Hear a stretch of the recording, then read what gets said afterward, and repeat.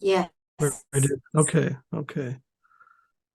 Oh, I'm deeply honored to be here and to participate in whatever way I can with this time of depth and time of meaning and time of chaos and time of grief, and to bring whatever we can to this circumstance. So I'm going to get my picture off there. There we go. Um, I just want to begin by just simply acknowledging the immensity of what it is each one of you and what you are sharing collectively are going through. And I can only imagine to some degree what it is that you're experiencing. What I do trust, however, is that um, we're all familiar with the terrain of grief. And whatever gate, as I write about the 5 gates of grief, whatever gate you enter into that territory, we share a communal cup of sorrow. And that's what we're all partaking in right now, is the shared cup of sorrow. It's not my grief, it's not your grief, it is our grief. And to be able to hold it communally, to hold it in a shared fashion, is part of the recovery, it's part of the healing. Is to not get caught back into uh, the isolation which trauma can generate, is a feeling of isolation and disconnection. So watching that video that shared images from this sudden village that has evolved out of this crisis, you begin to feel how necessary it is to be together in order to heal, to repair. And ultimately, what we'll talk about a little bit later on is how to return, um, because these circumstances can create such deep feelings of isolation and exile. So a little bit background for me. I've been a psychotherapist for 40 years. And over the time that I've been sitting with people, you begin to get a sense, usually after at least the first 5 or 10 years, that what you're working with constantly is unmetabolized grief. No matter what it is that's coming in the door. People say, I'm coming in because I feel depressed. There's depression there, but it's actually more oppression. It's that feeling of weighted grief that hasn't been digested probably for generations. So that's what walks in the door, is this encrusting, this sedimentation of sorrow that really has had very little attention and time. I don't know so much about Israel, but in the United States, this heroic model is the dominant model. To rise above, to be strong, to be invulnerable, to always be in control. But grief doesn't operate according to those dictates. Grief takes us into a very different territory, a subterranean territory, a dimly lit territory. It's not heroic. It's actually quite human and quite vulnerable to be in that territory. So over those 40 years, I began to just see how prevalent and pervasive grief is.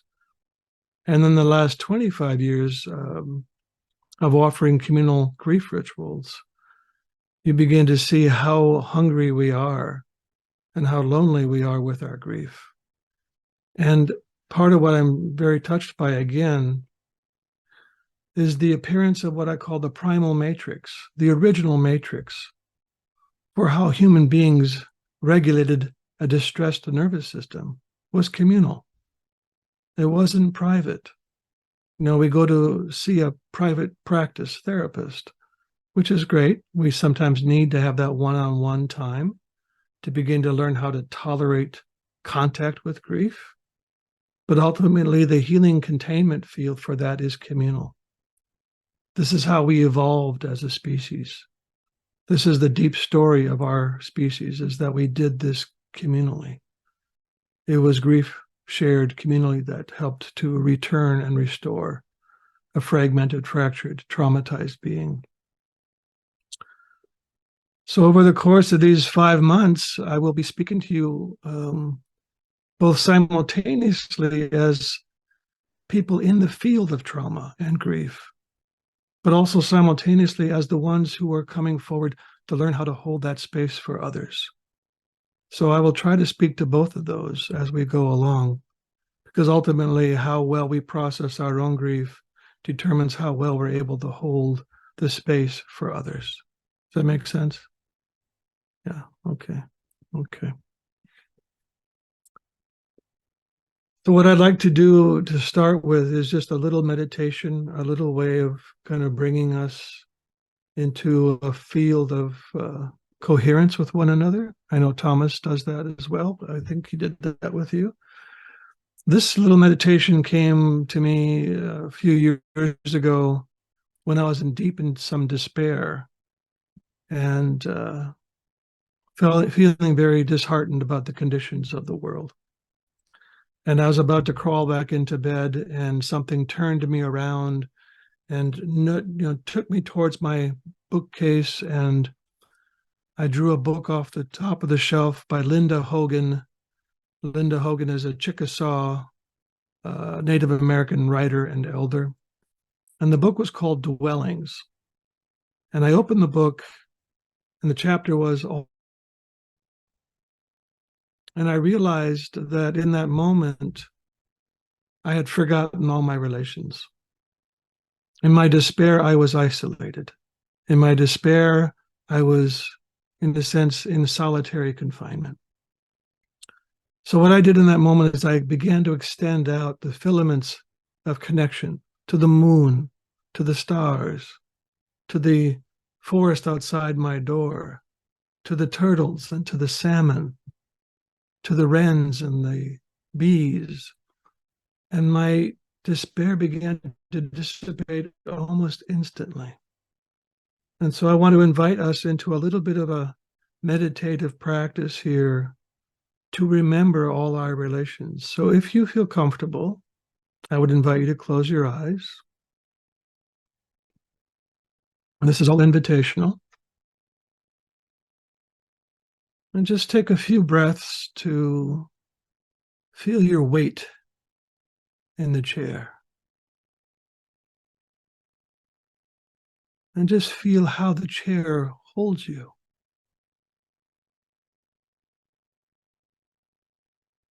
Give yourself to that support. Let your weight fall downward into your pelvis, into your feet. And just greet whatever is there. It could be sadness or fear, uncertainty, gratitude, whatever is there. Just say hello to it.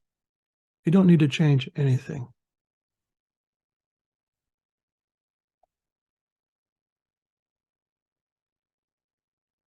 Now in your imaginations, let yourself imagine filaments of light moving from your heart, extending out to all that you love, each particular thing that you love and are connected to, your friends, your family members, a beloved animal friend, the hillsides around you,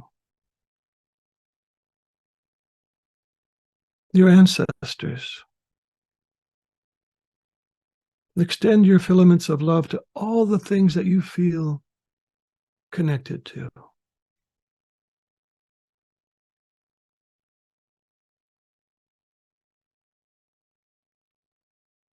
And feel the potency that comes with these affiliations.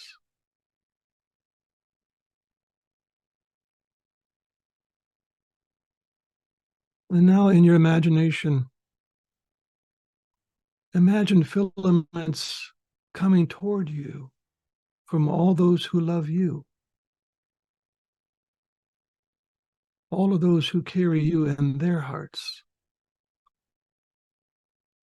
Imagine those filaments of love coming from friends and neighbors,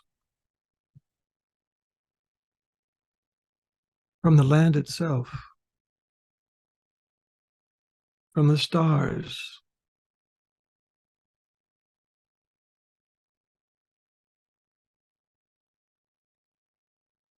And receive that love.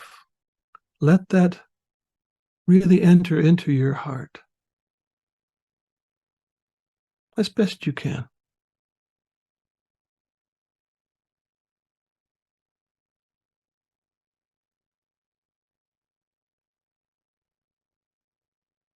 And then let your breathing become this vivid, robust exchange between what you offer through your filaments of love and what you receive. Your out breath, extending your love out into the world. Your in breath, receiving what is arriving in your own heart chamber. In and out. We are breathing relationship. We are breathing kinship. We are breathing a communal breath.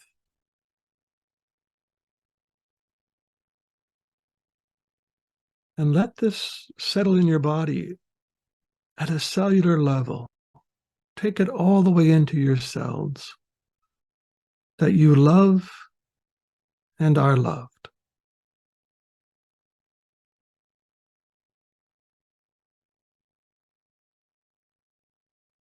And let this love encourage you.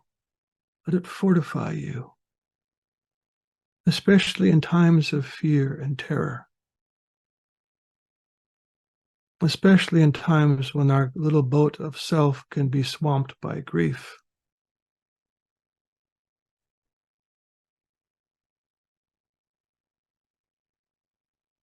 So take a few more breaths in, receiving, breathing out, extending the web, the net. We are connected.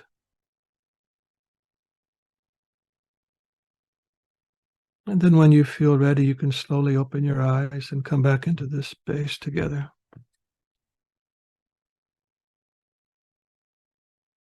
Thank you.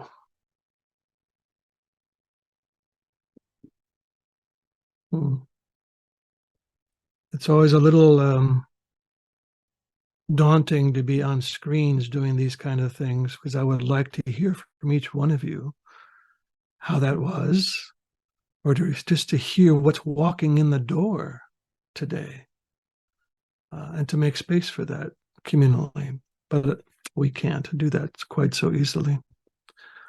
So what I thought I would do is share a few ideas with you, maybe take them beyond the idea and into some felt sense. I know you haven't watched the first video yet, have you? Is that right, Leah? You have not watched yeah, okay. So you'll get a lot more as you begin to watch the videos that have been offered to you from our work here. But the thing I want to talk about a little bit is the idea of trauma imagined as a rough initiation. I've worked with many, many individuals over these 40 years and in group settings, and I have worked with families who've lost children or brothers or sisters by suicide, or the fires that have burned. We lost 6,000 homes here a few years back from the fires here in California.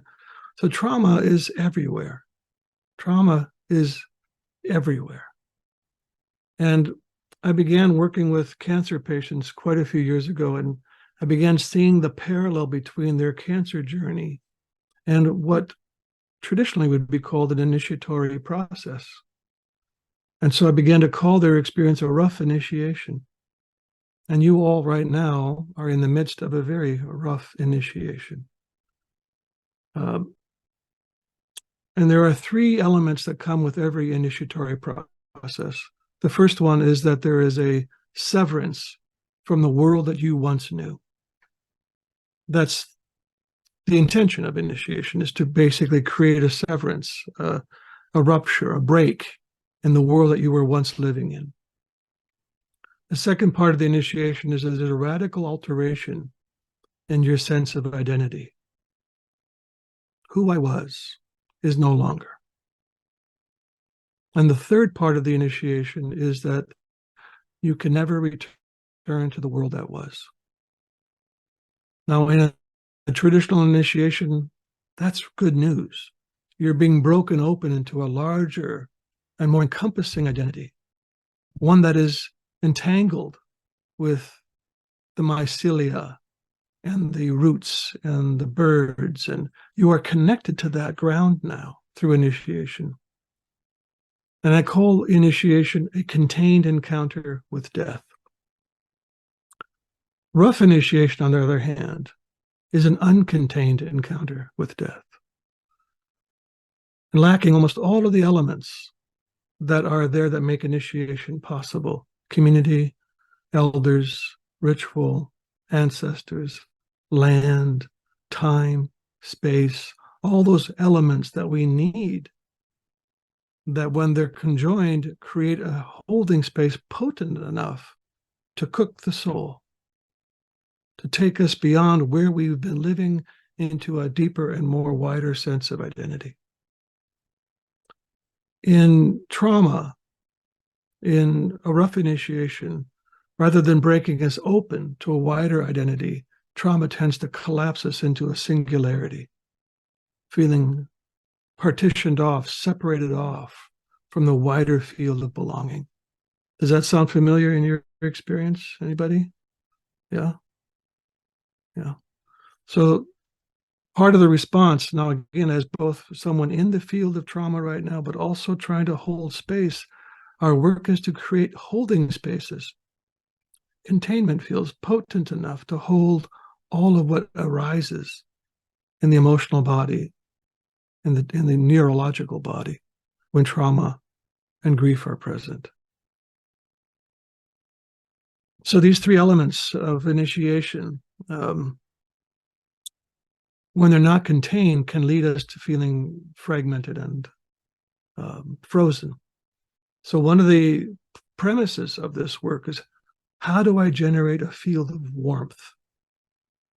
The old alchemical idea, I'm a big fan of alchemy because of the metaphoric situation that they offer us is so freeing from Western psychology.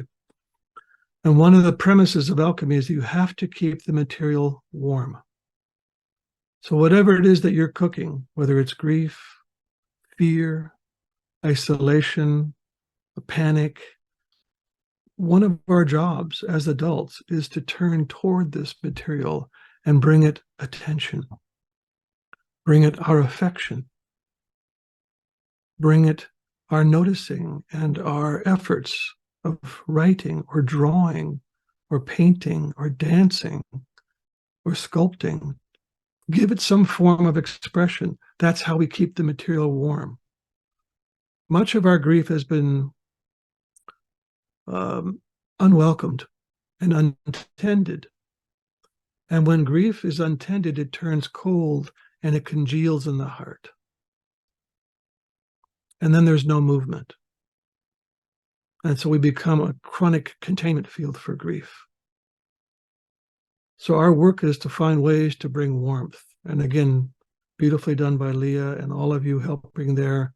You're generating a field of warmth where people can feel again and sleep and feel touched and held. All the elements that are necessary for the return.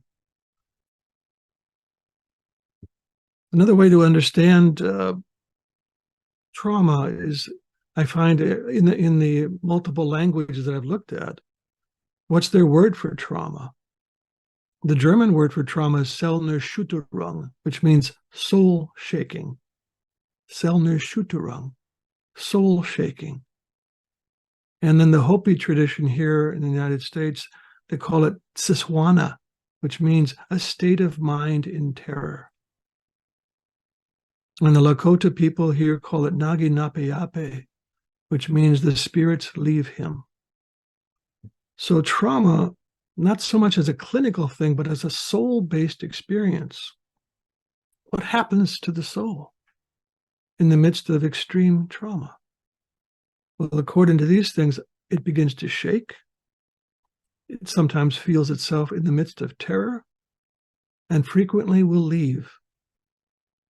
So soul shaking, a mind in terror, the spirits leave him. What we're talking about is soul loss. That's the old language for trauma, was soul loss. You begin to feel depleted, emptied, flat, hopeless, despairing. Sorry, when you get into the flow, you talk Wait a really, second, really wait a fast. second, Talia. Am I going too fast? Yeah, Sorry, Talia. Thank you. Oh, I will try to slow down. I get excited by the material, so let's see. So this language of soul loss, gives us a sense of where we are. It gives us, in a sense, a location.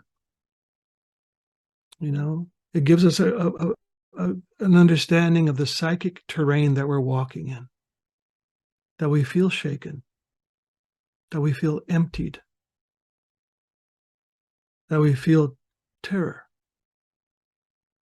Now, the problem, again, with rough initiation is that we frequently encounter this material alone.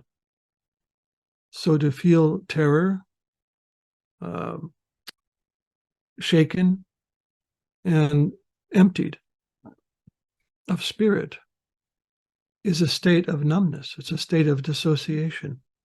And thank goodness that psyche, our souls, know how to fragment, how to dissociate overwhelming material.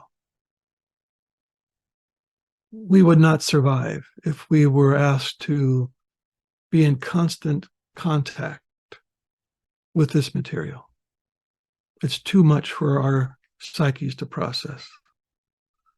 So it's able to split it off and basically hold it until we are capable of bringing it back into and working with it.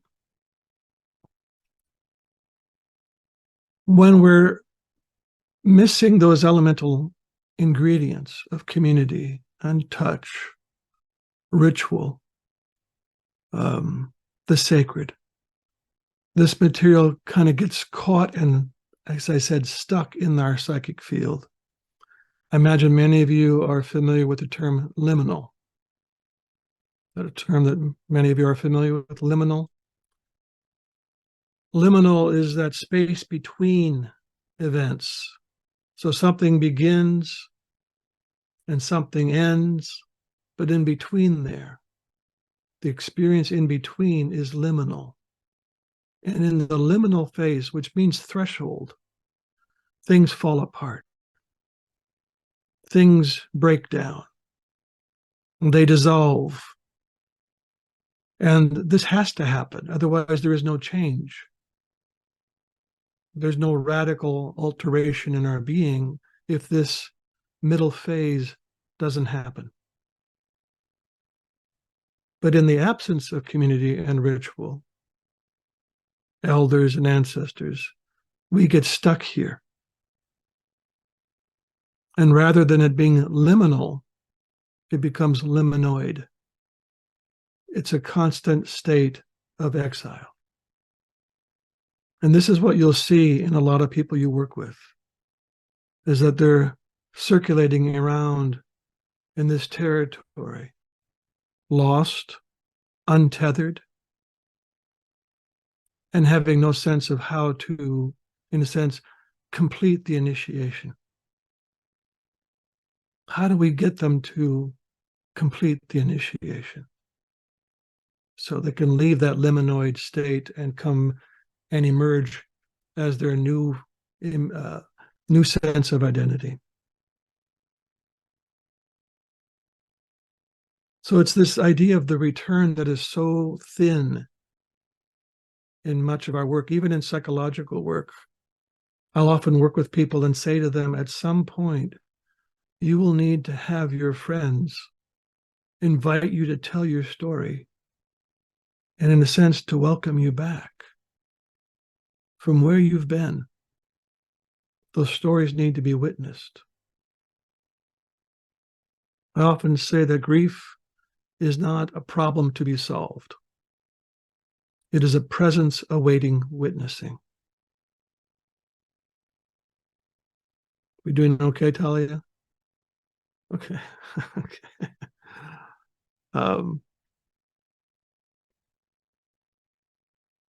And so maybe I think over the course of these 5 months, I will offer you some ritual practices that speak to this idea of return, how to bring people back from this chronic state of, in a sense, exile or banishment.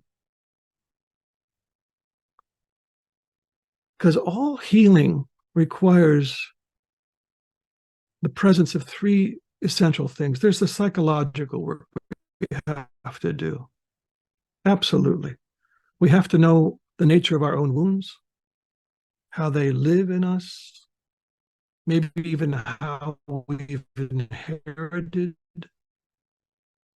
the wounds of our ancestors, which we do. But it can't stop that. The second element is the sociological or the communal.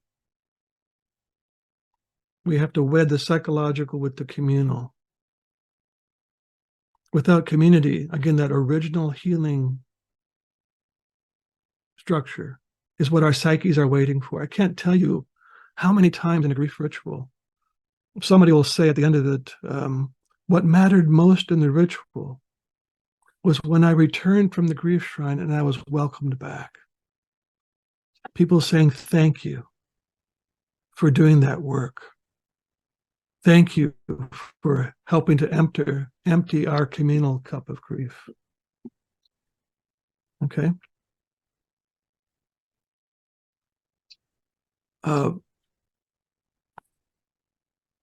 Pacing myself often makes me lose my place. So, oh yeah, and the third element, there's the psychological, the communal, and the third element is the cosmological. Healing must include some element of the sacred, however you define that, whatever that means to you. But until those 3 elements are woven together, the cosmological, the sociological, and the psychological, we're only doing part of the work. In the second session from the training is really this pitch towards which we are invoking a relationship between the human world and the more than human world, the sacred world, the invisible world. And that bridge is essential to doing a lot of this work. Okay. So do we get a felt sense of what I mean by rough initiations? Let's see a show of hands. If 5 is, it's very clear. 4 is, yeah, I get it. 1 is, I don't get this. Can you just show me? All right, good. All right. It looks like we're pretty understandable here. Oh, you guys are good. All right. All right, good. Yeah, the only other thing I would say about a rough initiation is initiated into what? You know, traditional initiations were not meant for you individually. They were an act of sacrifice for which you underwent for the sake thereof, for the sake of the community, for the sake of the land base, for the sake of the watershed, for the sake of those generations yet to come. You underwent initiation not to make you a better person, but to take your place in the community of things, as Mary Oliver would say, so that you feel the necessity of your participation. Leah's shared with great joy how many of you have shown up as volunteers to help hold the space of wild uncertainty and terror horror. And you're showing up to hold the space. That's a mark of an initiated human being. You're there because you feel called to be there. So you're being initiated into a life of soul service. You're being initiated into a requirement that says that whatever shape our world takes in the coming decades is dependent upon the quality of adulthood, how maturely we show up for what is happening. When I look at my own culture here, I see a rampage of adolescents vying for their own position, their own power, but rarely in service to the communal necessity. And that's the strange grace of this time here. What you've gone through has initiated something.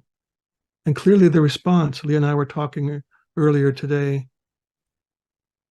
would we have ever guessed this would be happening? But what has been generated out of this rupture, out of this deep wound to the earth and to the people, is this profound imagination of what do we need to heal, to restore and remember who we are, where we belong, and what is sacred. The three remembrances: who we are, where we belong, and what is sacred. When those three are remembered, we know our place in the world, and we know how to show up for the world. So Leah, just checking in with you, do we want to break at any time for questions, or should I go on to the next piece around the apprenticeship? I think it would be good to just see that we're all where we need to be. I think a check-in now is good. Yeah. Maybe also to just have a few of the verbs, like rough initiation, חניכה ממש קשה. המושג השני, the next term is talking about who's on board, the adolescent, or הבוגר או הצעיר, מי כרגע הוא זה שפוגש את החוויה הקשה. I think that's an important, and yeah, let's do a check-in. How are we? Our minds, our hearts, our bodies. Maybe we can connect a minute. Maybe we can stretch for a minute. Mm-hmm. Maybe we can take a deep breath. It's a lot of information, especially for our divided brain that always says black or white, good or bad. And here we're talking alchemy, so it like takes time to register that kind of thinking about initiation, which is such a beautiful, sacred, and hechrechi process. How does that register with what we're going through? So yeah, does it? Yeah, does maybe it we need to. Yeah. I don't think our brains can understand it, but I think maybe something in our soul can listen with ears that are connected to a remembering that goes way far back. Yeah. There's a word in my friend Malodoma Some's village. He was an African teacher who I worked with, and we taught together. There's a word in his village, and the word is ilbangura. Ilbangura. And the word translates the things that knowledge cannot eat. We won't be able to think our way through this time. We can't intellectualize this process. It's good to have ideas and concepts, it's very important to give ourselves a framework. But ultimately, this is the work of body and soul, of heart, our deep vulnerabilities, our shared sorrows. I can imagine that many times over these past weeks, you have found yourself in tears. And I'm hoping that you found yourself in tears with others as well, not just privately, but also sharing those tears with others. Holding each other in those tears is crucial. I have often said that we've had people come from Australia and England and Italy and France and Canada to our grief rituals. And I say it's wonderful that you're here, but your being here is a symptom of our deep grief. How much we have forgotten. This should be happening in every community. You shouldn't have to travel 8,000 miles for the privilege of grieving side by side with another human being. So what we're being asked to do is undertake the essential practice of remembrance.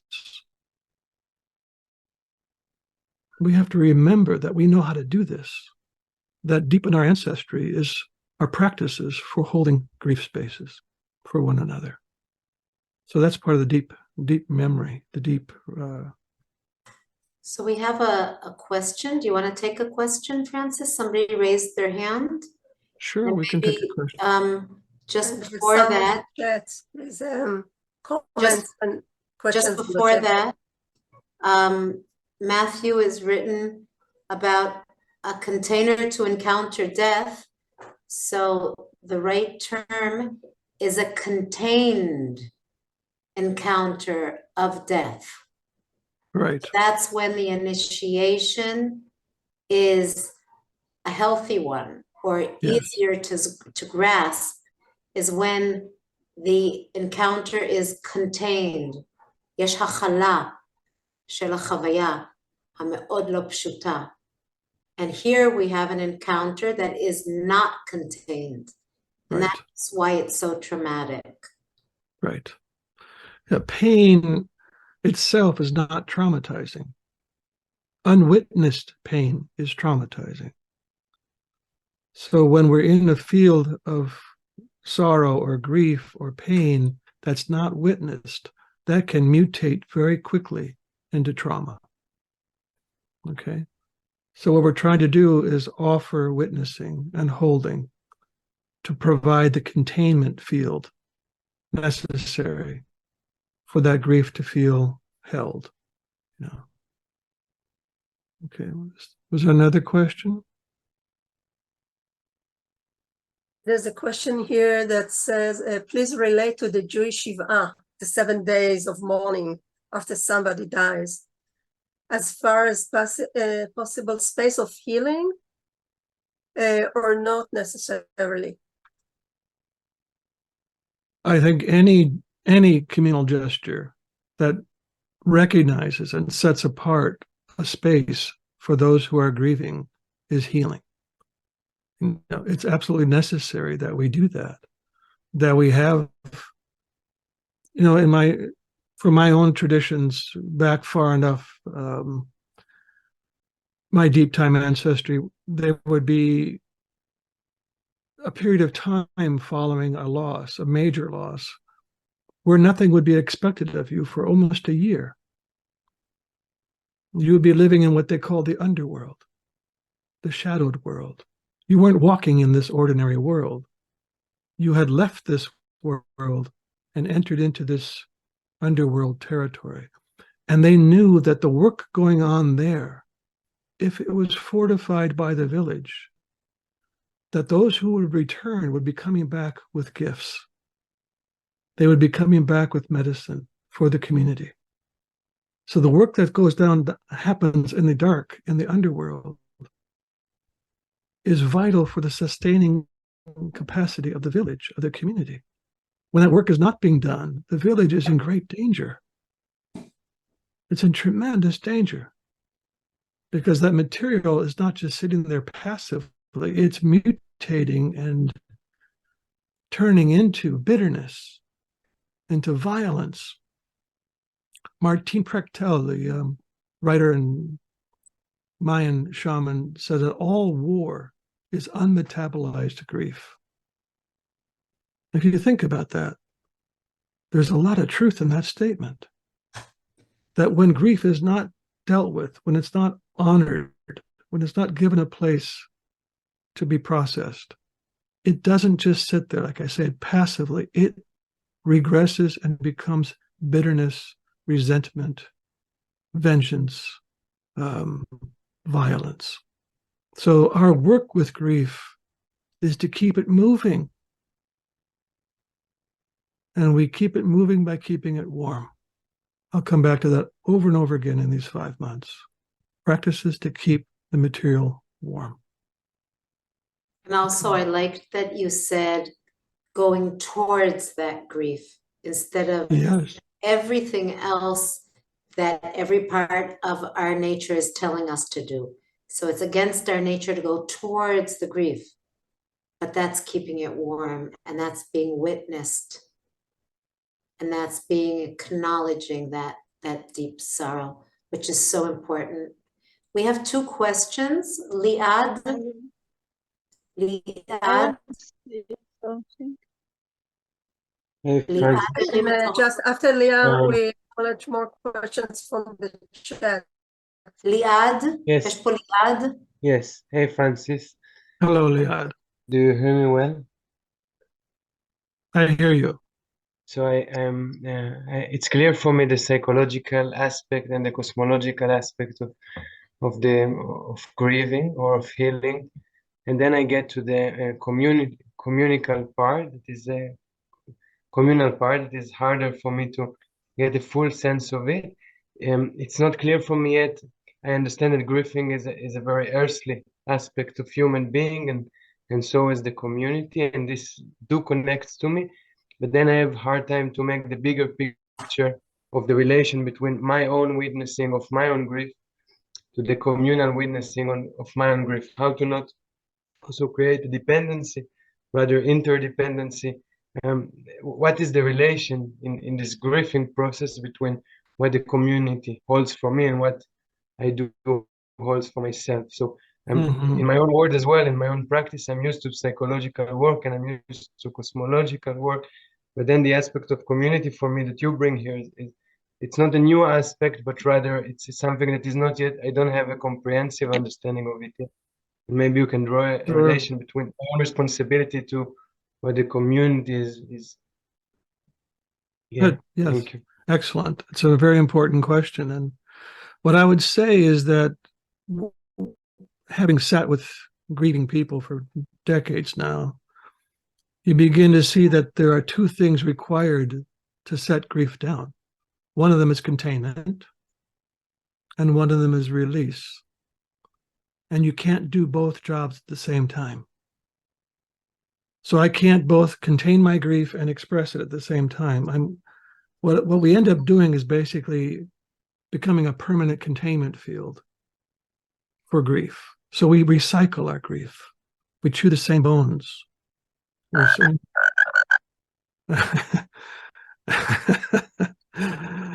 Yes, exactly. And we also are chewing the bones of our ancestors. So in order for me to set grief down, I need to be in a holding space that I'm not responsible for. I need to have 2 or 3 friends, at least, sitting there witnessing me and holding me, touching my back if I need it. It took me 3 grief rituals before I shed my first tear. I was a very well-packed white man. I mean, I knew how to hold it, but I didn't know how to let it go. And so I went through the first 2 rituals, nothing. And the 3rd ritual, I thought the same thing was going to happen. And then a friend came up and put his hand on my shoulder. And I looked at him and I went down. And I was on my knees for hours. You know, the door finally opened. So what I'm saying to you, Liya, is that it's good to do your own work around the grief, to be aware of it, to be in touch with it. But there's a final permission that you can't grant yourself. It must be granted to you by the care and kindness and compassion of others. And again, when people come back from the grief ritual, somebody will say something like, you know, I've never done anything like that before in my life. But it felt oddly familiar. I've been waiting for this my whole life. So we need to feel that holding space in order for our psyches to go, that's the signal I've been waiting for, in order to set it down. Does that make sense what I'm saying? Yeah. But it's also, that's, I'll just say one more thing. That's also where we are most vulnerable, isn't it? Yeah. Is in that confessional space with another human being and letting them see into the rawness of our hearts what it is we're carrying. But that's where the healing takes place. That's where the injury began, is in the severing of that connection. And it's also where the repair can begin to happen, is in that risk taking. But be careful, you know, choose people you trust. We have this uncanny ability to choose the wrong people at the wrong time for the wrong reason. And that reinforces the need to stay private with it, you know, to keep it very interior. And I love the interior work that we do. But I also know that there's a communal element that's required for grief work. But thanks for the question. Yeah. Let's take one more question. We have Inat. Yes, thank you. Thank you, Francis. My question was in the chat too, so it can be taken off the chat. I'm wondering what is an initiation that is not rough? If you can say a few words about that. How would initiation to this world not be rough? Well, when it's offered the right elements of containment. So in a traditional culture, I think also in the Jewish tradition your own rituals of initiation that you have. There's overseen by the elders. They're held within the field of the community. There's the invocation of the sacred. There are ritual elements involved. And there's time and space of preparation for that. So in indigenous culture, all those elements have been well developed and well maintained over sometimes thousands of years. So when initiation happens, not just that initiation isn't scary, it is, but there is enough elements there to feel like I'm doing this in the holding space of all of that. All of that is there for me. And then when I'm done with the initiation, I come back to that rich field and they help make meaning out of what I just experienced. And they give me a place through that initiation to apply my particular gift to the community. See, initiation, in a sense, is an activation process to quicken our medicine, to quicken our gifts for the world. And it's as if without that heat of initiation, those gifts don't get tempered. They don't get fortified and strengthened to take their place in the world. So also then the absence of those initiations, like I say, we have this perpetual adolescent society who is not serving the greater good, the greater communal value. Did that answer your question, Yana? Yeah, I just think that what you're describing is initiation versus lack of initiation. So maybe rough initiation is no initiation. Well, initiation is not optional. Psyche will take us to the edges of our own identities over and over again. And when it's not done ritually and communally, it's done haphazardly through addiction, through death of a friend. Something will take you across that edge of where you've tried to sustain your own, safe identity. Initiation is not optional. Psyche will do it. And it may not be successful, but it will keep trying to break you open to a larger and more encompassing sense of identity. But that's the danger of a rough initiation, is it can fragment us so terribly. And we live in that traumatized state, perpetually, and never find our way out. Yeah. I got it now. Thank you. You're welcome. I love talking about initiation. So, all right. So I have no idea how we're doing on time, Leah, but It's 9:06, so we have a little more time. okay. All right. I want to talk a little bit about the idea of an apprenticeship with sorrow. An apprenticeship with sorrow. Now, I spend quite a bit of time, I think, in our first or second program that you'll all watch and glean from. But I wanted to speak specifically to the relationship of this apprenticeship with trauma. And I think that'll become clear in a second. There are what I could consider 6 elements to this apprenticeship. And I like the idea of apprenticeship because it implies the idea of a long period of study. You don't pick up painting or carpentry or weaving or pottery and master that in a week. You take up an apprenticeship with this craft that can last for years. And the idea behind an apprenticeship is that you commit yourself to this study. You have a faithfulness to the materials, whether it's clay or wood or wool.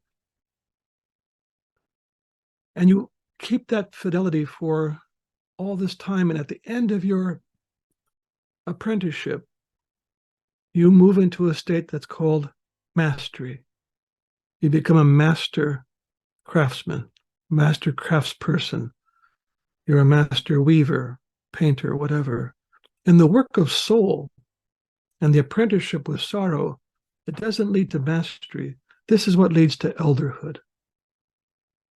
The long walk with grief and a faithful encounter with sorrow, done well enough, ripens us into becoming elders for the village, elders for the community. And when there are no practices or very few practices to cultivate that ritual ground of dealing with sorrow, we end up in a community that has very few elders. And that's where I am in the United States. There are very, very few elders walking around who are not afraid of the territory of loss, who know how to look into the eyes of young people and see the grief and the panic and terror in their eyes of what is unfolding. And they could sit down with them and say, tell me, I'm here with you. This place doesn't scare me. I know how to sit here in the midst of all of this. So this apprenticeship with sorrow is really crucial, again, not just for my development, but so that I become someone capable of standing in the storm. And the storms are coming. Sometimes they come in terms of bombs and mortar attacks. Sometimes it comes in terms of tornadoes and hurricanes or fires. But storms are brewing across the planet right now. We're entering a period of what I'm calling the long dark. And this long dark will last, if we make it, at least 2 generations. It's going to last a long time. And I'm not going to see the far side of this process. I'm not going to live that long. But what I can do now is cast seed. I can do what I can to cast seeds for those who may still be coming, and that they might find the seeds of village life, the seeds of a green world, the seeds of clean water, the seeds of a living culture with elders and ritual and community. That's a possibility. So this apprenticeship is something we all are being asked to take up. None of us are being spared the intense amounts of loss and grief. So there's 6 elements to this apprenticeship. The first one is coming into right relationship with grief. This is very important. We tend to have a binary relationship to sorrow, which is we either push it away or we drown in it. So the work is to come into a side-by-side companionship walk with grief. It's going to be there every single day of your life. Sometimes acutely, when someone you love is killed or dies, or a marriage ends, or a child is stricken with cancer. It's going to come. So learning how to walk with it side by side is a very important thing. To not get overwhelmed by it, or to not push it so far away that your heart stays cold. But to let it come close, to be a companion. The second element in this is to develop a practice. Some kind of spiritual practice, whether it's writing, yoga, dance, prayer, whatever it is. Ritual, a practice is the means by which you can hold fast in the depths when the winds are strong on the surface. It gives you something to anchor yourself in when all hell is breaking loose around you. What do you root yourself in? Right? The third thing, and the thing I want to talk about the most, and I'll come back to it, is coming into adult presence when grief arises. Coming into adult presence. And I'll share a lot more about that shortly. The fourth practice is silence and solitude. Now, here I am talking extensively about community, but the reality is you're going to spend quite a bit of time alone with your grief. So how do we turn it from endurance into solitude? How do we turn it from muscling our way through to feeling some sense of sanctuary? That when you come home, I tell a story in the Wild Edge of Sorrow, my book on grief, about a woman I was working with, and she was sharing one day in therapy how she hated going home at night. And I said, why is that? She said, well, she was going through a very difficult divorce, and she said, well, when I get home, the house is dark, it's cold, I'm all alone, it feels empty. I said, well, can you imagine this as the holiest time of day for you? That when you open the door, you are meeting the most vulnerable part of you, the part that feels lonely, the part of you that's carrying grief about the end of this marriage, the part of you that feels overwhelmed with sadness. Can you imagine greeting this part of you and say, come in, sit down, let's make some tea. I'll put the soup on. It's good that you're here. Tell me about your day and I'll tell you mine. And then I remembered this line from Rilke, Rainer Maria Rilke, the Austrian poet, who said, I am too alone in the world, but not alone enough to make every minute holy. And we all know that first part of that sentence. I am too alone in the world. We feel lonely frequently, at least I certainly did in my lifetime. But then he makes this beautiful pivot And he says, but not alone enough to make every minute holy. So you go from isolation to sanctuary. You go from loneliness to holiness. These moves are so important in this apprenticeship.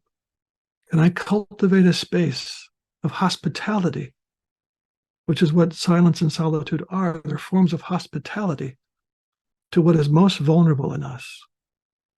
So going back to Liad's question about the times alone are also very holy times to cultivate that sanctuary of welcome and compassion. Which brings us to the fifth element, which is self-compassion. We are so habitually harsh with ourselves, demanding, expecting, criticizing, judging, evaluating, assessing, judging ourselves. And when I'm working with the Cancer Help Program, which I do twice a year, I give them this list of 10 practices to optimize the healing response of their body to their cancer. And I said, you can do these in any order you wish. There are some of these on this list that may not appeal to you at all, but number one is number one. And number one is self-compassion. There is no healing journey without self-compassion at its foundation. It is the most important element in our recovery, in our healing. When I'm meeting with people, sometimes for the first time in my office, there's this feeling of urgency. I want to change now. And when I dig a little deeper, that change premise is almost always based on an idea of self-hatred. I don't like who I am. I'm not good enough. I'll never belong. So help me fashion a self that will be approvable. And I say, I can't join you there. Soul, psyche will never collaborate with an agenda based on hatred. So until we warm this place up, until there's a space for compassion to touch all the places of loss and suffering in your life, there will be no movement. So our first work in therapy is frequently generating a field of compassion, where we can hold what has been harmed, where we can hold the places that have done harm, where we can hold all of that is inherited and ancestral. Self-compassion is the core element in our approach in the apprenticeship. And the last piece of this apprenticeship is the idea of entanglement, which is what we began with today when I offered you the filament meditation. That's all about entanglement, remembering our entangled lives, that I am part of the watershed. I am part of the ocean. I am part of you on this screen. I am entangled with everything. And in that apprenticeship, I need to know that and feel that I'm not a lone, element, a lone cell, somehow trying to cope with life.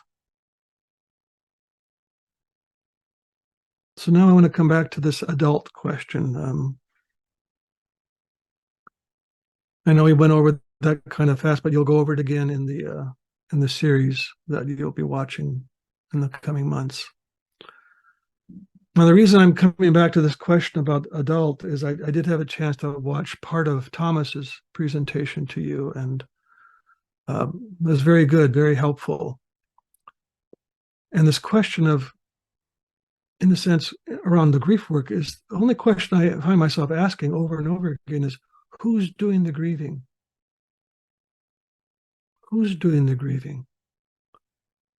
In other words, frequently it's a very young part of us. When grief comes up, and for many of us, our grief wasn't adequately held as children. So when it does come up, what we end up doing is kind of shifting back to the last time it was held or tried to be held, and we become children again. So we leave the adult world and we enter into a childlike state, childish state, with no skill, no relational capacities, just survival. And I say that with all compassion. Thank God this part of us knew how to survive. Thank God this young part of us knew how to not die and to stay alive. That is its own blessing to us. However, it doesn't give us the skill set needed to move the grief onward.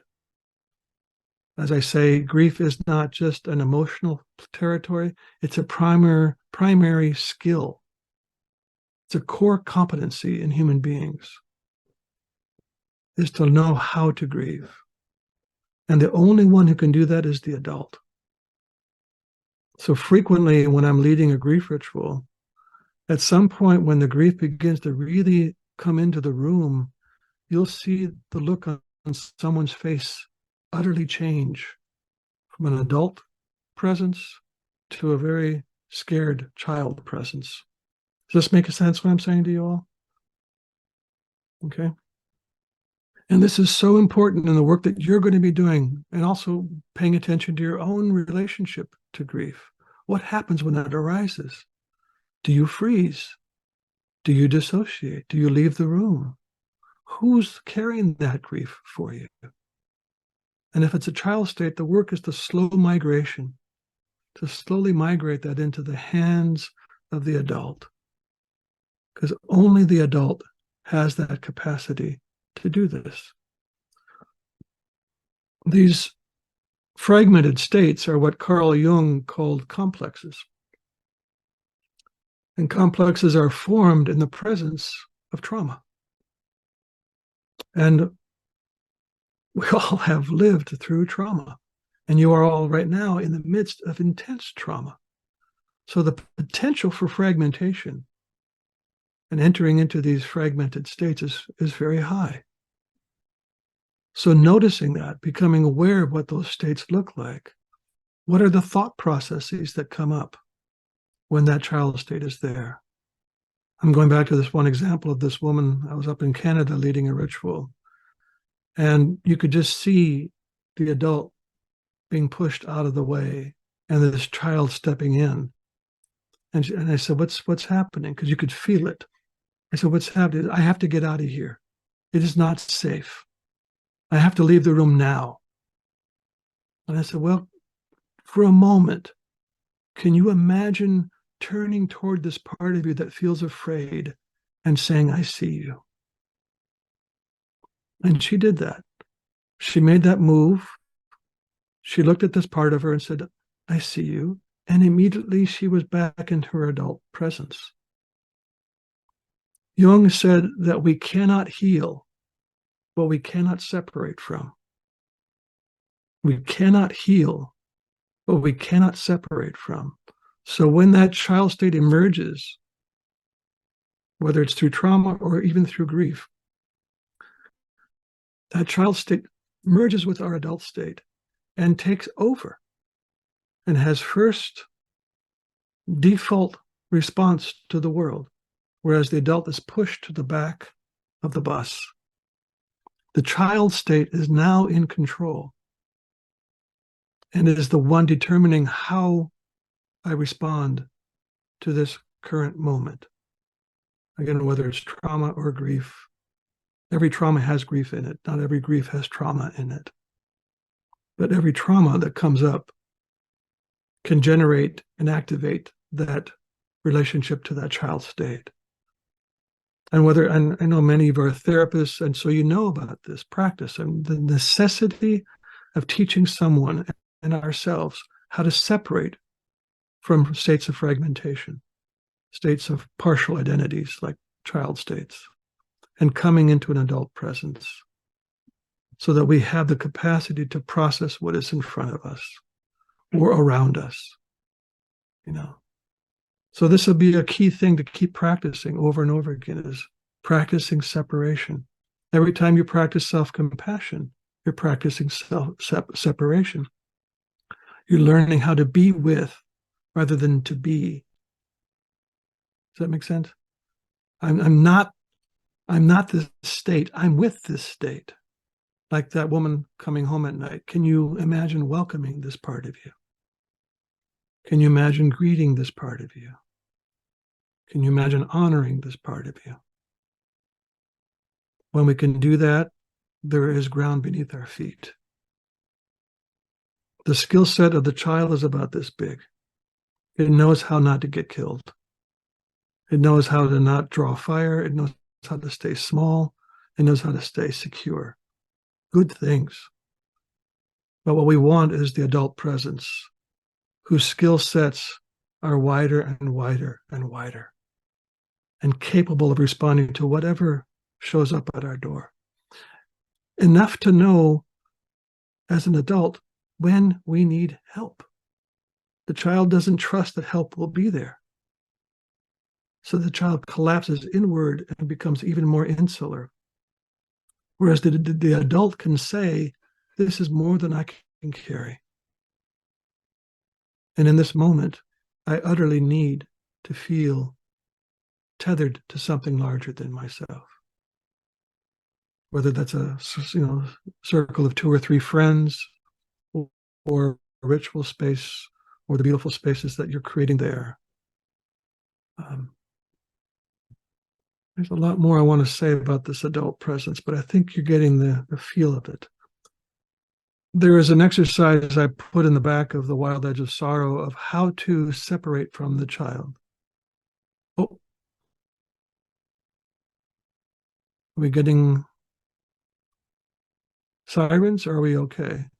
Sirens in Tel Aviv. Sirens in Tel Aviv? Okay.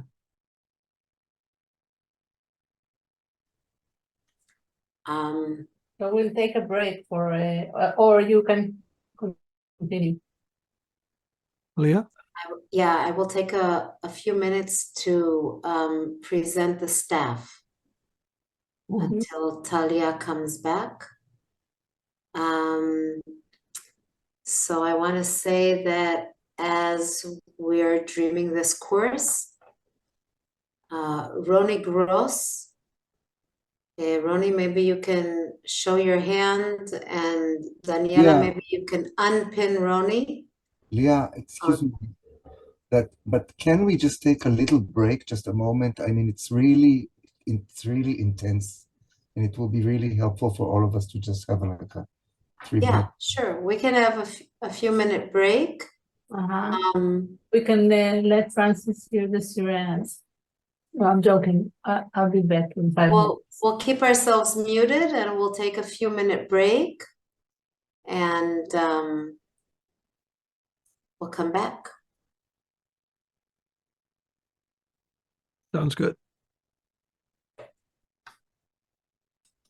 ליה, אולי כדאי להגיד כמה זמן? 5 דקות? 5 minutes? Because we're ending soon. We're towards the end. אולי אחרי 10 דקות, כי זה הזמן שצריך להיות במרחב המוגן. אנשים שבהזקה יחזרו רק בעוד 10 דקות. Okay, so 10 minutes because people need to be in the safe rooms for 10 minutes from the siren. That sounds fine. That should be perfect. Okay, so we're taking 10 minutes, which means we're going to meet back here at 9:40. ליה, תהיה אפשרות להתייחס לשאלות שעולות. שימו לב למי שנמצא כאן, 10 דקות חזרה, 9:40, כולם חוזרים חזרה. ברגע שיסיימו את הזמן שצריך להיות בו במרחב המוגן. האמת שלא מעט, אז צריך לראות...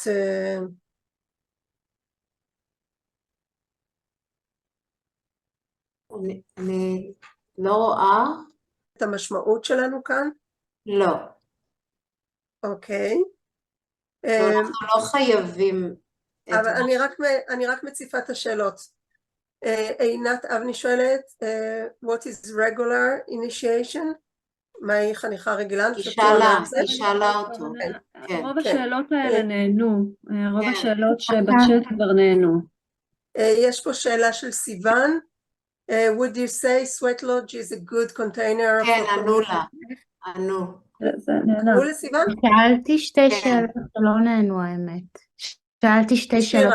שאלה של לפרנסיס, האם יש אפשרות באמצעות חניכה קשוחה, כשהיא מוכלת כך לפי הדרך שאתה מציע, לפתור טראומות מהעבר שהפכו לפוסט טראומה? כן, את השאלה הזאת לא עניתי כי היא מורכבת מדי, ואני אפשר לנסות אולי לשאול אותו, אבל זאת השאלה היחידה שראיתי שלא עניתי. אני גם שאלתי. איפה? אני הייתי שמחה להגיד תודה על מה שיש עד עכשיו. תודה. אני חסית את עצמך. ליה, עד מתי המפגש? המפגש הוא בין 8 ל-10. ליה, יכול להיות שנסיים קצת לפני. היי, חזרתי, סורי. ליה, אני יכולה לשאול שאלה נתנו להפסקת בהתחלה ונעלמה כבר? כן. שהחניכה הקשוחה, הוא דיבר על 3 אלמנטים שלה. הכוונה היא שהחניכה עצמה הרי זה משהו שלא יודעת, הנשמה או היקום מעביר אותנו.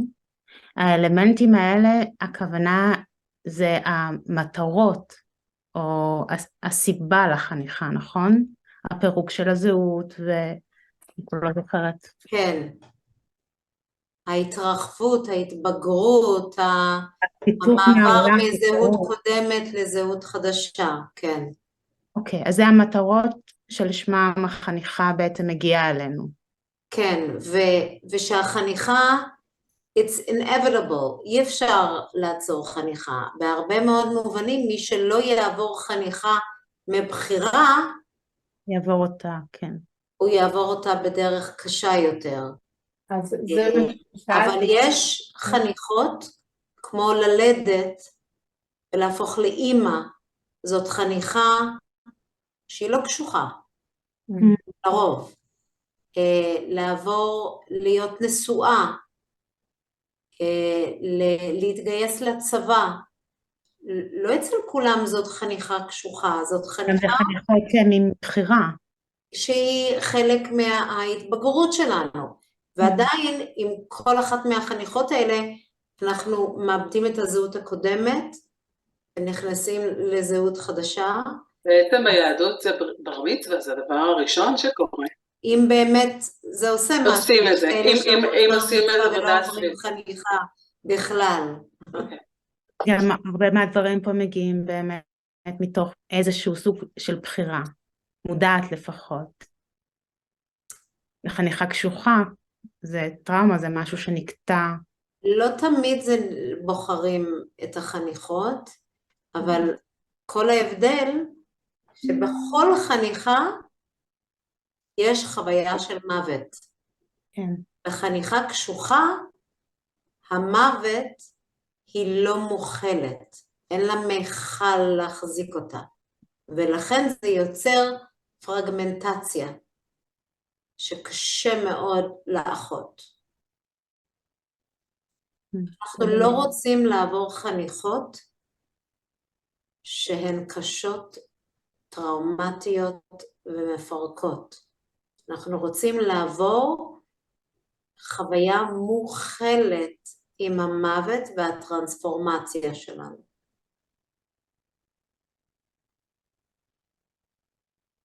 אמן. תודה. והאם זה יכול, אין לי תשובה לשאלה שלך, אני חושבת שזה גם קצת גדול לשאול אותו, אבל האם חניכה קשוחה, שזה משהו שהוא לא רצוי, יכול לרפא טראומה מן העבר, זה כמו אם -1 ועוד -1 שווה... אני חושבת שזה ממקום לא ממקום דווקא רציונלי, אלא ממקום יותר של איזשהו מסע נשמה שהדברים נפגשים באותו מקום. ואם אנחנו מגיעים לאיזשהו עומק של צער ולאיזה מקום מאוד ראשוני בתוכנו, אני מרגישה עכשיו איך הדבר הזה פוגש בתוכי. כן. אני מרגישה לא רק בי, שאנשים חוזרים אחורה לתוך הרבה נקודות. אבל לא רק בחניכה קשוחה, כל חניכה יכולה לרפא את הנקודות שבעבר לא עשינו את הקפיצה, לא עשינו את ההתפתחות, לא עשינו את ההתבגרות הזאת, שכל כך נדרשת מאיתנו. אני גם סקרנית לגבי השאלה הזו, אם יש אפשרות לשאול אותו, אני אשמח. כן, אם יהיה לנו זמן אני אשאל אותו, כן. בטח.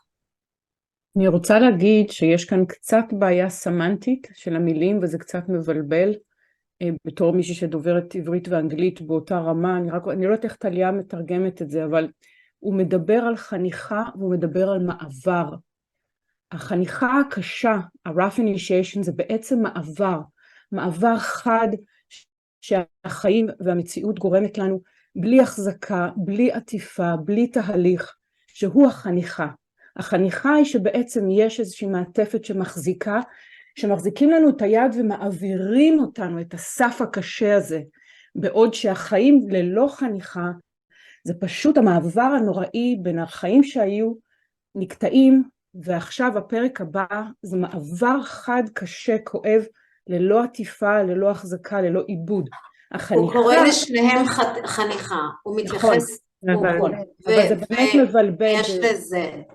כן, אבל עוד מעט תבינו, יש לנו עוד מלא שעות למידה, אבל מבחינתו יש את החניכה שהיא טבעית, אבולוציונית וכו', כרונולוגית, ויש את החניכות, אבל הן עדיין חניכה, וזה נורא חשוב לפרספקטיבה שנחזיק אותה. ממש חשוב שנבין את זה.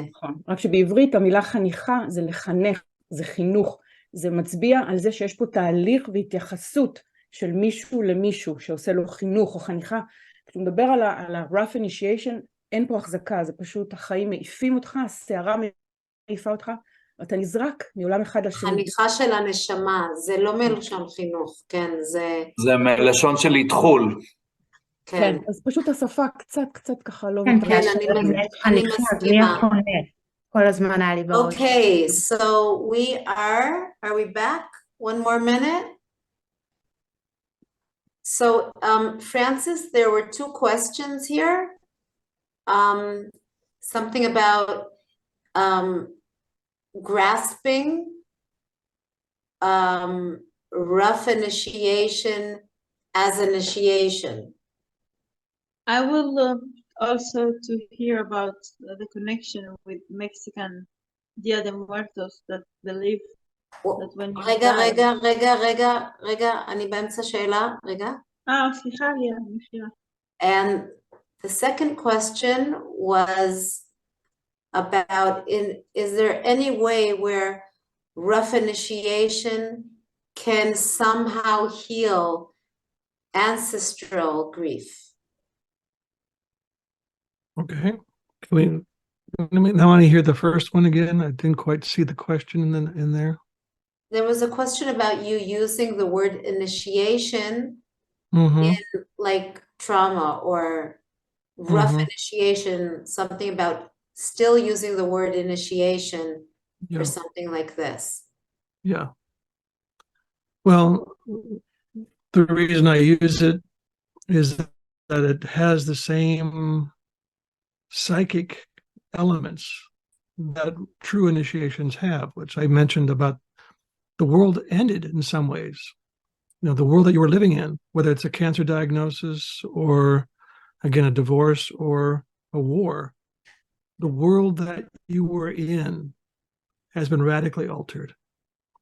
And who you are in that space has been radically altered. I remember seeing some of the clips from people who escaped some of the circumstances in Israel. One woman saying, I don't know who I am anymore. Yeah. Right? That's both traumatizing, coming out of trauma, but it's also what happens in initiation. Your identity, in a sense, dissolves. Who I thought I was is no longer.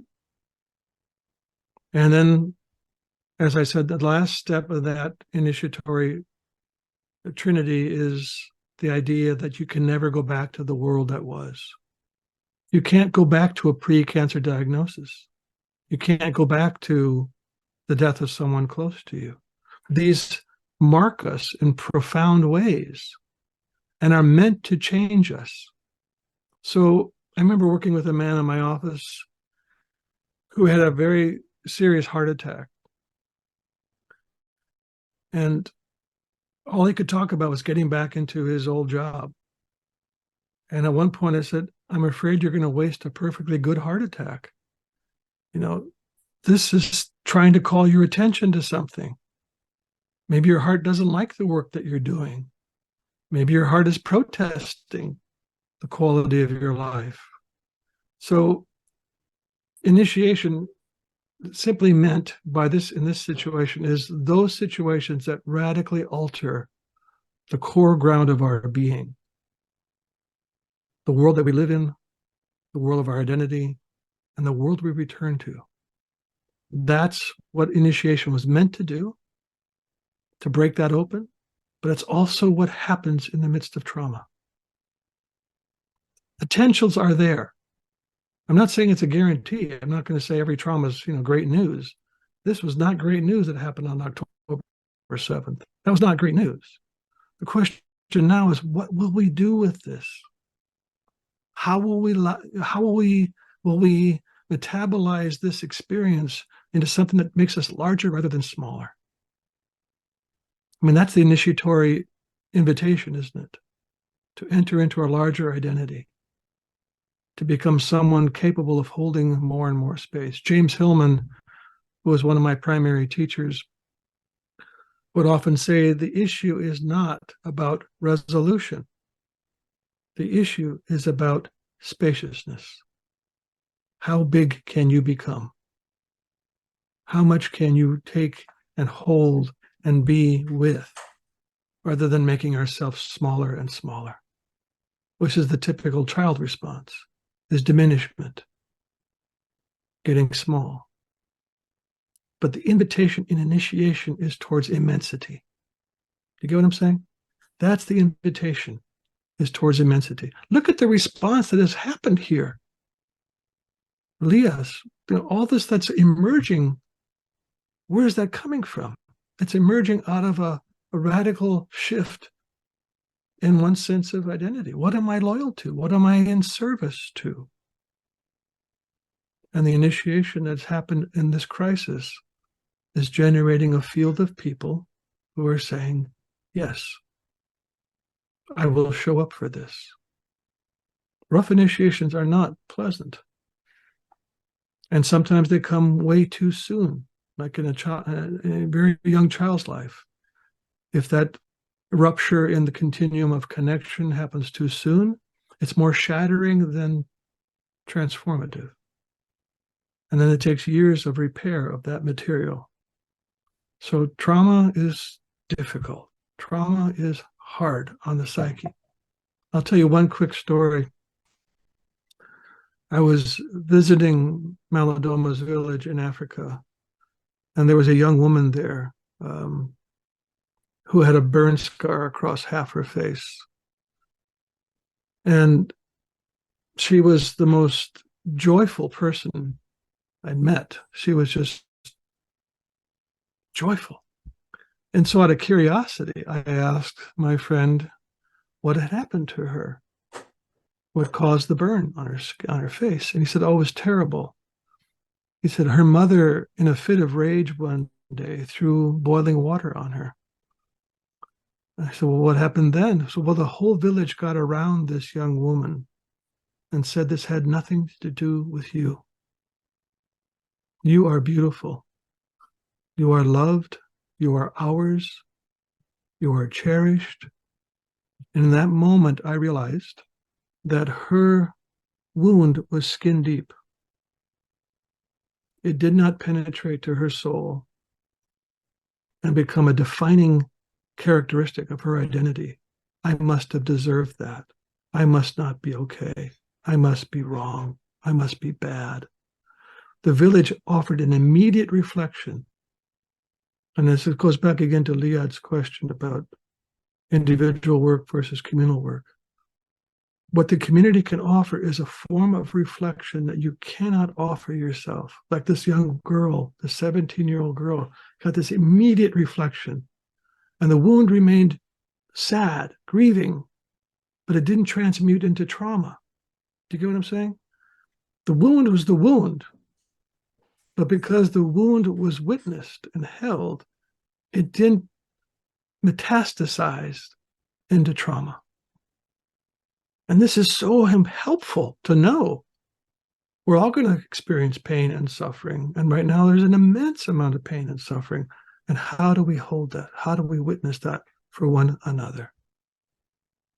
That's what's key. Thank you, Talia. You're doing great. Thank you, Francis. I think we're close to wrapping up. Are there any last words you want to say before I talk in Hebrew a little bit about the course or who the trainers are here? I think I would just extend my appreciation. I'm deeply grateful that so many of you are coming forward to say yes, to hold the ground for what could be unbearable. And you're turning it into medicine. You're turning it into, possibilities of true healing. And that is, that's so meaningful in my world, in my work. When I began doing grief work 25 years ago, no one was showing up, and had to convince people to come to a weekend on grief. And now, 700 people signed up for the grief ritual training, and look at all of you here. So something is shifting in the current of our mutual cultures. And I pray that those currents are healing currents, and that they bring us to the larger and more wise capacities of our adult selves. So I'll just stop with that. Thank you. One question, can you distinguish sorrow and grief? Not really. I think they're pretty interchangeable. Grief can sometimes have a more acute edge to it. It could be sad and sorrowful, and grief can have a little bit more of a bite to it. If I'm dealing with, like I say, an acute loss. I just went home to visit my family these last 2 weeks, and witnessing my elder siblings in their various states of decay. There's a lot of sorrow there. And I know I'm prepping myself for grief. I'm sad to see they're in wheelchairs and on walkers, and but I also know that there will be grief coming soon, and I will be, my heart's ready for that. Yeah. And I'm preparing for that. Mm-hmm. And I wonder in what way mystery is preparing us in these sessions with you, and what our work in Israel will be through these sessions. Yeah. Well, you've already responded. I mean, I was giving a talk, I think it was in British Columbia, and on grief, and a young woman stood up and said, "So what's the answer? What's the answer to this situation?" I said, "There isn't one. There is no answer, but there's a response. And every one of us must decipher the response we are being asked to make to the circumstances we are living in now." And what I'm watching from you, Leah, is this beautiful response. And each one of you is saying, yes, I will respond to the circumstances right now and not let them just determine the outcome. I will help shape an outcome. Yeah. So blessings, blessings, blessings to you all. Thank you. Thank you. So I want to show our beautiful team. I'd like to start with Roni Gross. Maybe you can say a word so everyone sees you. Shalom. Can we spotlight Roni? Roni is translating your book, Francis, into Hebrew. Thank you. And is Thank doing you.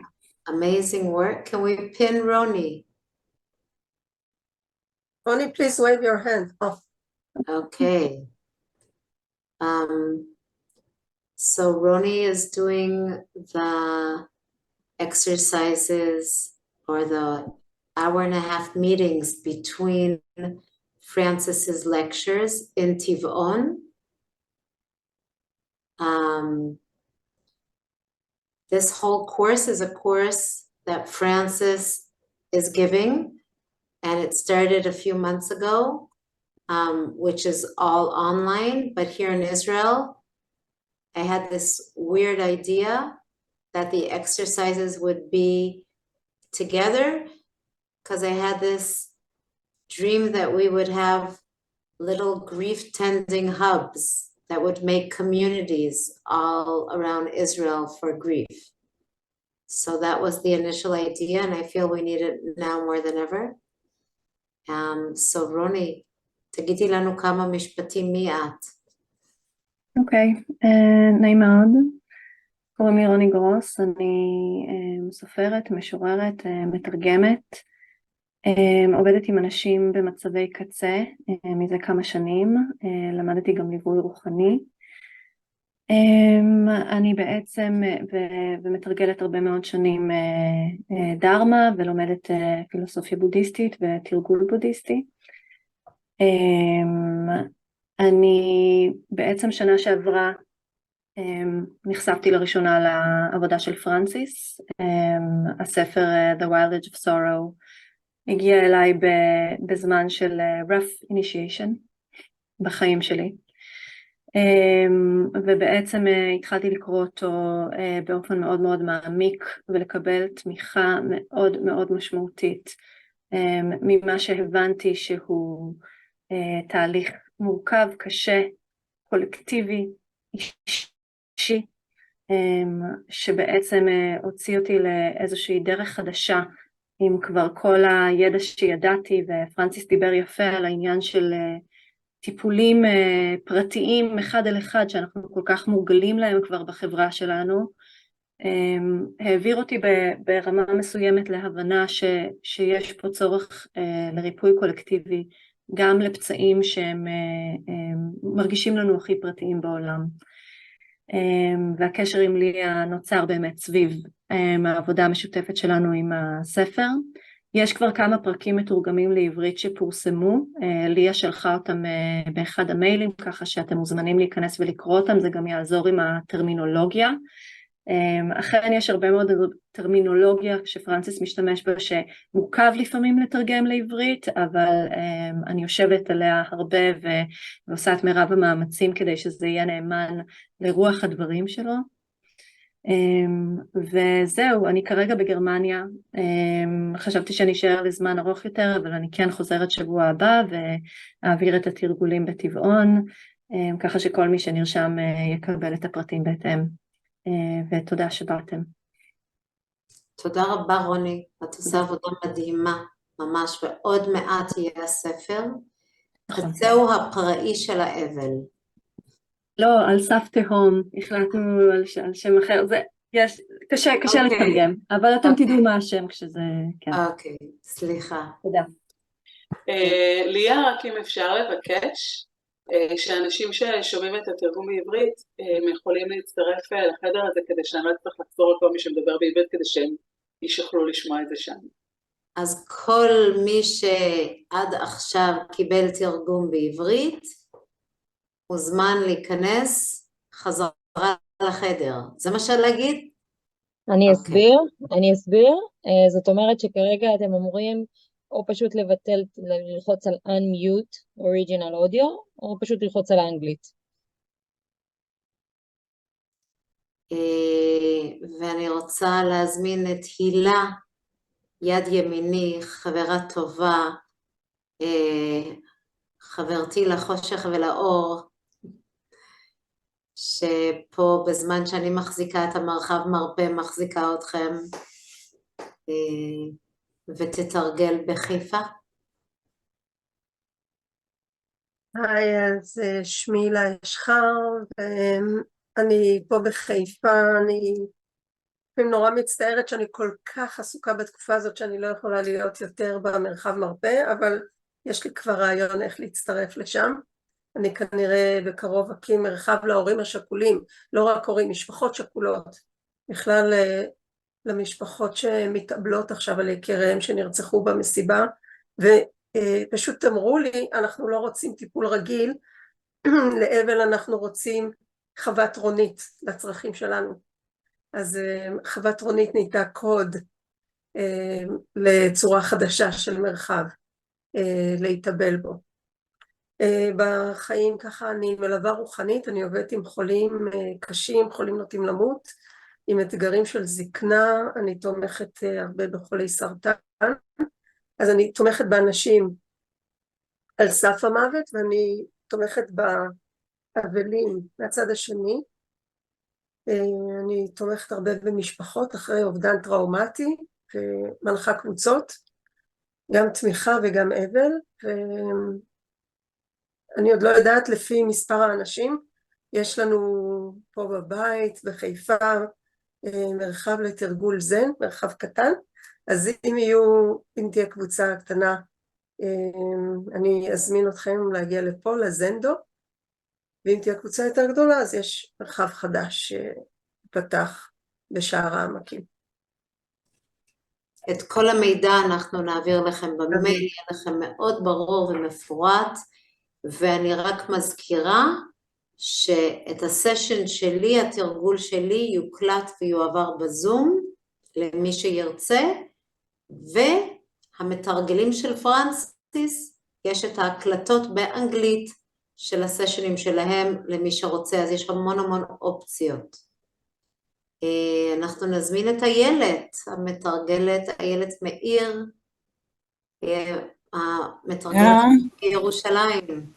היי, אני נציגת ירושלים, איילת מאיר. אני אספר קצת על עצמי, ביום יום אני מטפלת בקליניקה, פסיכותרפיסטית, ואני גם עושה טקסי אבל קהילתיים כבר 7 שנים, למדתי אצל תלמידה של פרנסיס, והתחלנו פה בארץ, מעטים אבל נחושים, כבר 7 שנים אנחנו עושים טקסים שהולכים וגדלים, זה מאוד מרגש אותי להיות חלק מהקורס הזה, הספר של פרנסיס הוא אחד המשופשפים והמרוטים בבית שלי. אני רוצה להגיד שהעבודה שאנחנו עושים פה בירושלים עכשיו היא לשמור על המרקם החברתי בין ערבים ליהודים, זו עבודה שאנחנו עושים אותה כמעט באופן יומיומי, אנחנו פותחים מרחבי אבל ליהודים וערבים שהולכים וגדלים מדי יום, והצער מכריע אותי הרבה פעמים בתוך המרחבים האלה, וגם היום בתוך הסשן הזה הרגשתי שאני כמו בטקס אבל, בשבילי זה היה כמו טקס אבל המפגש הזה. אז תודה רבה לכם, אתם מוזמנים לתרגל איתי בלייב בירושלים, ובאופן כללי אני שמחה להיות פה. תודה רבה, גם אנחנו. תודה. ויש לנו את רחלי, יקרה. רחלי. אז היי, אני רחלי. אני מאוד מתרגשת להיות פה. תודה על המרחב הזה. אני למדתי לפני 7 שנים, יחד עם הילד המהממת, למדנו להעביר טקסי אבל עם מריה, ומאז אני מעבירה טקסים בחווה. יש לי חווה שנקראת טבע אדם, וזה מרכז לריפוי והעצמה דרך הטבע. בתוך המקום הזה אני מנחה מעגלים וטקסים, בעיקר מהתרבות האינדיאנית, אבל מאוד מחוברת לתרבות האפריקאית.